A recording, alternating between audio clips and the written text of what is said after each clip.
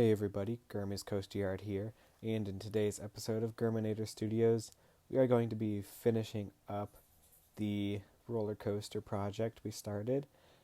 Here you can see me doing some tweaking on the ride, and I do manage to fit a little bit more scenery in the ride, in the show building. Um, I mainly just went through and found spots that I could fit more of the oversized bugs, among other things. But I'll explain that as I go through with it. Also, later on in the episode, we will be finishing off the gift shop area after the exit of the ride, and that will also sort of complete the main ride experience slash queue building, if that makes sense. Basically, everything that guests will see as they will go through the ride attraction will be complete. And here I am just going through and adding, I'm sort of finishing off the wall or the little pyramid structure underneath the spider there. And a lot of this is just fine tuning and maintenance. Here I corrected the wall pieces up there, which were in the same orientation at the end of the last episode, so I flipped one around. And I also changed up the pieces and made this structure a little bit taller and added some scenery behind it. Because we have that open doorway, I thought it would be cool to add something on the other side that sort of will look strange or like ethereal, if that makes sense. So I went with the London wall piece, and I colored it kind of weird so it looks like a weird grid pattern. That was sort of the most, I want to say like psychedelic almost thing I could come up with for that spot. It doesn't work so well there in the dark, but in the daylight it looks kind of cool. And then I thought, well, since we have a lot of bugs in here, maybe I'll put a little millipede in the doorway. So that guy is peeking out there. Then here I'm just finishing off the height of the structure. And I think in a little bit, I don't know if we do it right away, but we end up putting a praying mantis on top of this structure. I don't know if I'll keep it there. But for the time being, it will be there eventually. And here I'm just putting an additional support structure underneath the um, the scenery piece.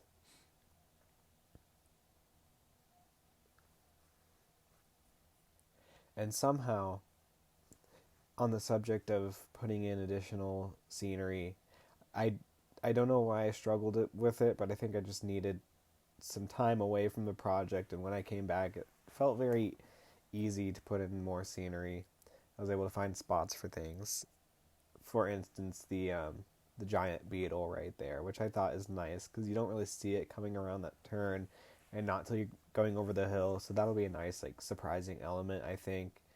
And then you sort of do a double down going underneath it. So I think it works pretty well.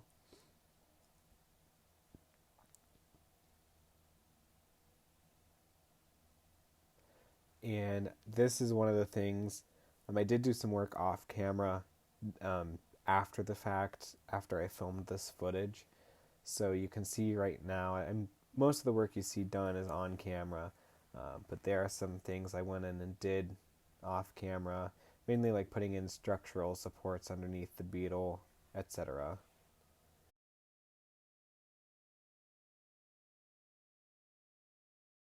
And another thing I did off camera was fine tuning um, uh, doing the final like fine tuning of the ride. So I should have done it on camera, but I'll try to explain it for you.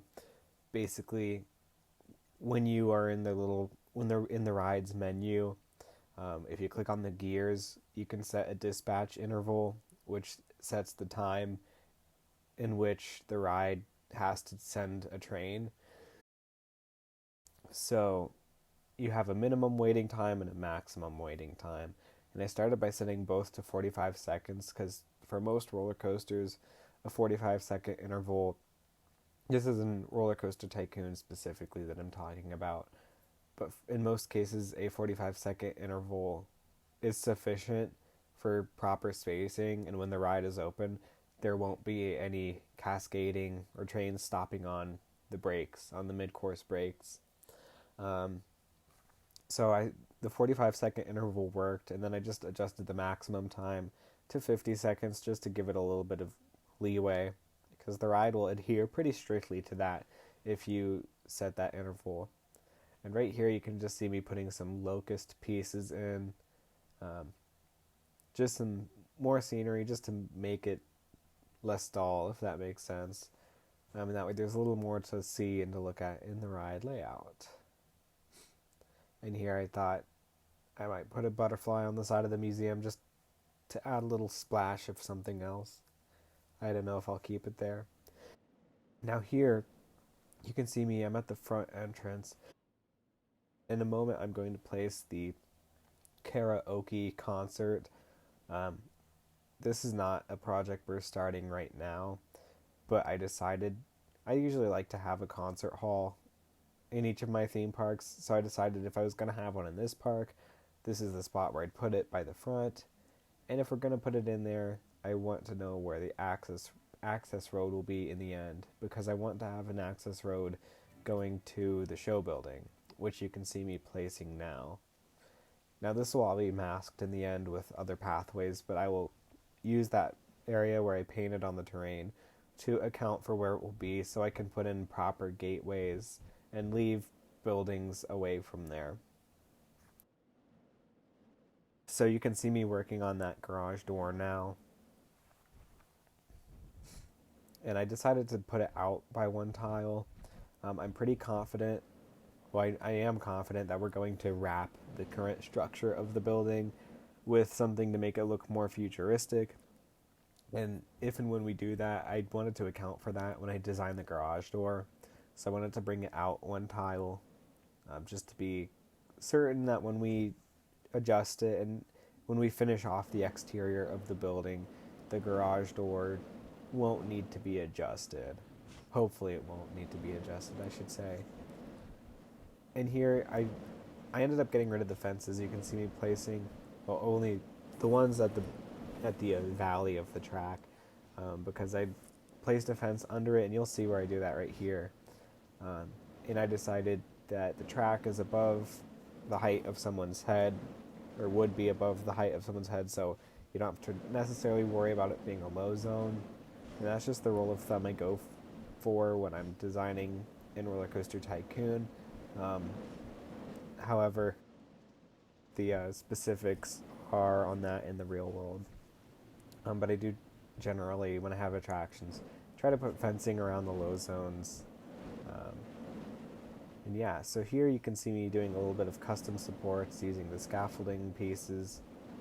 And I like to do that. It helps out in rides like this where, so you don't end up having support pieces going through the walls. And it looks like there are still some support pieces that can be seen, but I may go through and get rid of those by placing a scenery piece under. I usually use the western roof, flat roof piece.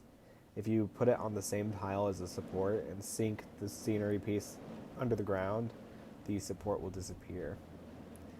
And here you can see where I decided to put in, at the base of each staircase, sort of a quote-unquote glow-in-the-dark pathway. Or the idea and the reason I painted these green is that they would mark borders, so if the power was to go out or if the ride was being evacuated, people would be able to see how to get to the nearest exit.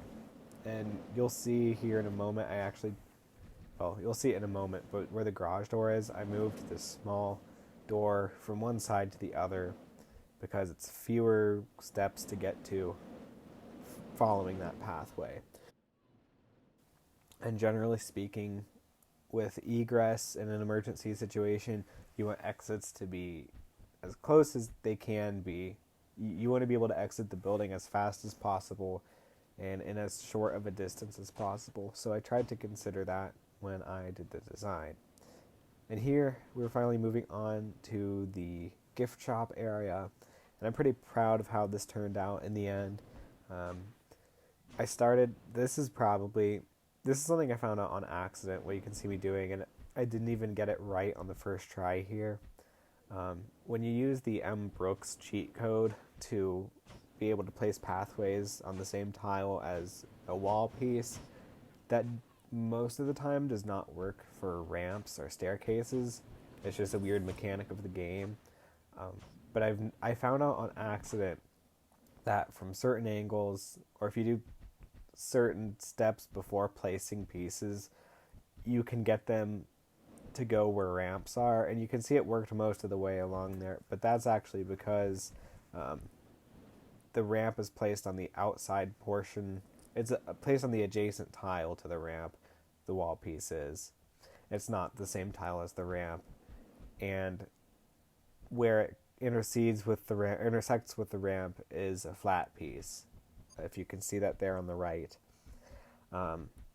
So you'll see in a moment sort of how I approach this. I don't know if this is part of original Rollercoaster Tycoon 3 or if it's part of the complete edition, which is currently on Steam. But from certain angles, like if you turn the camera to a certain angle, and it's usually in 90 degrees relative to the tile you're placing, it's not like off the grid, if that makes sense. But if you get the camera at the right angle, you can intersect pieces with the pathways. So you'll see me do that in a minute. But right now I'm just putting up the exterior walls. And I went with a combination of the wall piece that I still can't remember the name of, and the London walls along the bottom, because I wanted to break it up. I wanted to break up the style of each section so it wasn't monotonous. And here you can see me doing some interior walls. I figured it wouldn't look completely realistic to just have a wall going straight up the outside, so I wanted to block off the walls along the bottom. But then most of the museum, or most of the gift shop, is open with glasswork, so the idea is that light could shine in from all angles. I don't know how else to explain it I think it explains itself when you look at it. That's what I'm trying to say. And here's where you can see I go in and place these walls.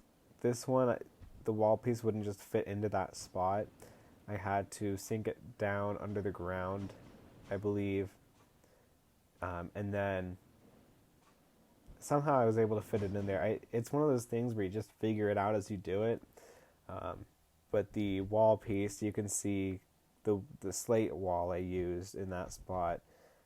I was able to basically change the height so it was underneath the piece and then drag it back up, and it fit into its proper place.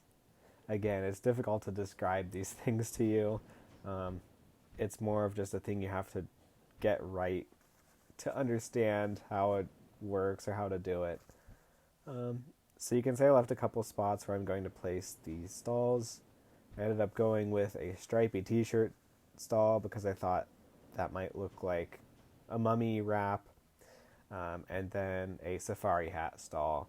I thought those were the two most fitting gift shops for the area, or for the ride experience.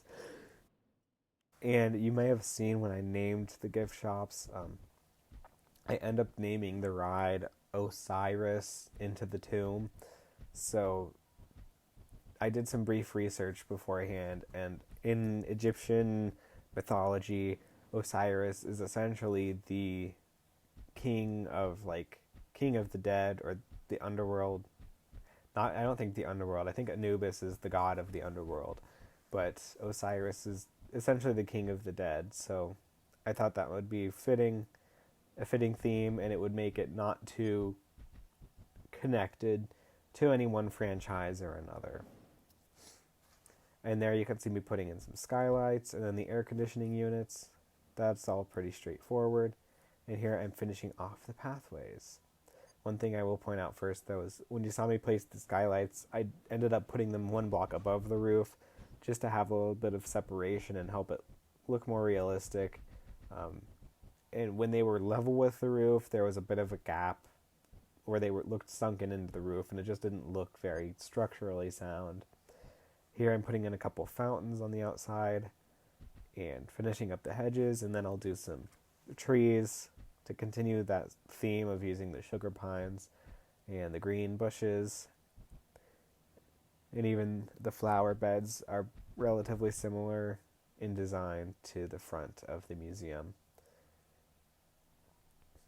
One thing I like about Rollercoaster Tycoon 3 with the flower beds is that you have a full-size flower bed, but there's also one that is a quarter tile, and so I can place the quarter tile rose bushes in there and then go around with the mini flower beds. And I think this helps. It makes the rose bushes, they look slightly off grid, but you can put a nice barrier and it just adds a little more room for creativity. And that's everything I have for this episode. So here's a POV of the completed ride. Sit upright, hang on tight, and enjoy your ride.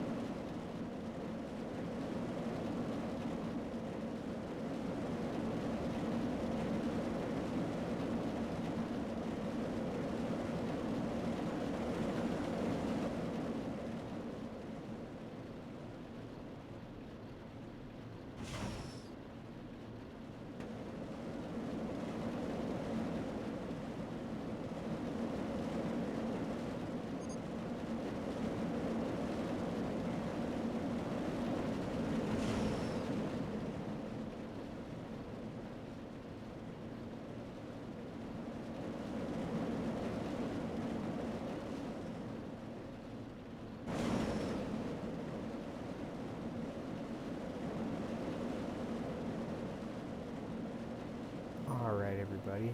Hope you guys have a great day, and I'll see you in the next episode.